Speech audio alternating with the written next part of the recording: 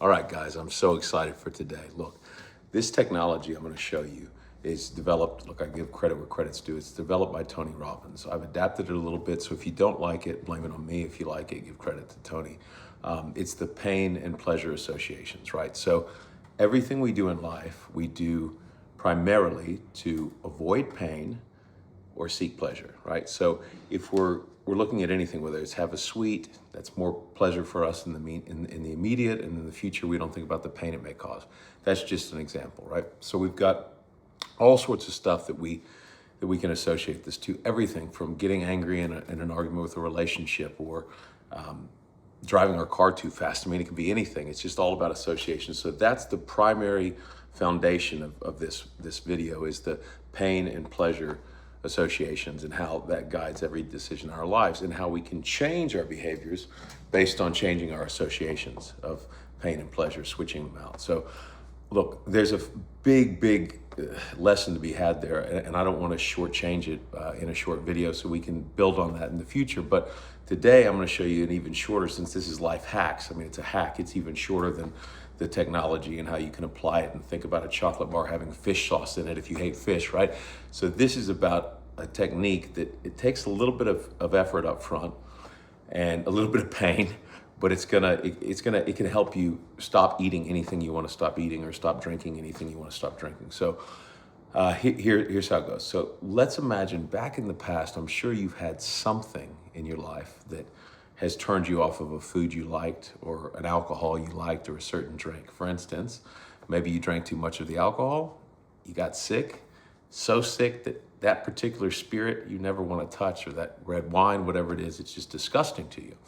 Or if you're younger and you haven't had alcohol, or if you don't drink, maybe you've eaten fish a lot and you love fish, but this one time you got really bad food poisoning and you haven't had fish since, or every time you have fish, you associate it with that, right? So that's a natural association that happens, but we can actually engineer these associations. So I'm going to give you an example. Again, this can be applied to anything, but the example I want to give you is a chocolate bar, right? So let's pretend for a second that you have a chocolate bar here, right? Your favorite one, a Hershey's bar. Let's say what I mean. If you're in America, Hershey's, I think the chocolate's better over here. In Australia, so Cadbury, milk and a half in every one. So you have the chocolate bar here. It's your favorite food, right? But imagine whatever your favorite food is in your hand. And then what's your least favorite smell? What makes you just want to vomit just thinking about it? For me, it's vinegar.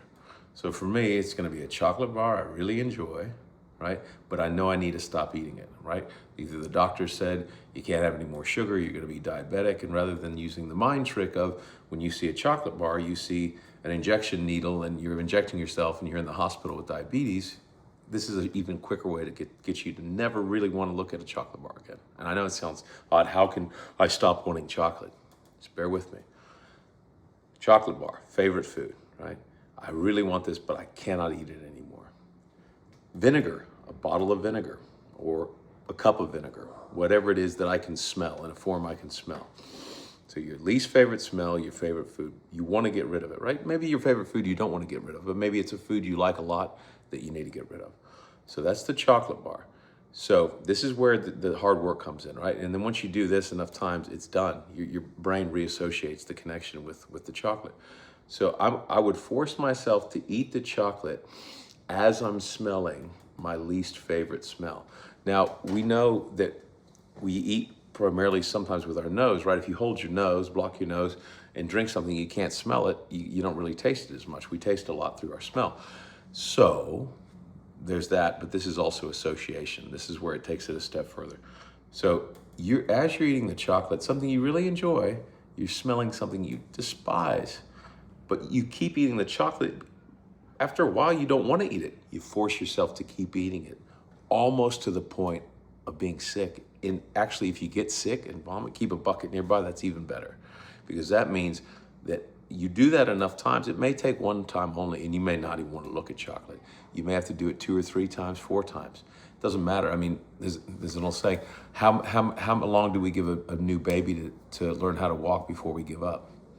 Exactly, we don't. That's why most people walk, right? So you have to keep doing it until it works. And if you want it bad enough, if you need to quit something enough, you'll find a way to do it. And this is a very easy way to do it, in my opinion, because you're eating it, you're smelling it. Eventually, you're going to associate that taste with that smell and that visual of chocolate with that smell that you despise.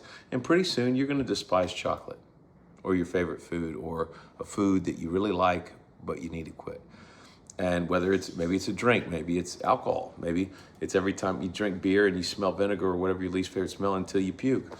And then guess what? Do it again, do it again, do it again. And make yourself, I don't want any more. I don't want any more. Well, keep eating it. Force yourself to keep eating it or keep drinking it until you are so sick you can't even look at it. And that may last a week or two, may last you forever. If it only lasts a week or two, that means you didn't properly burn in that association.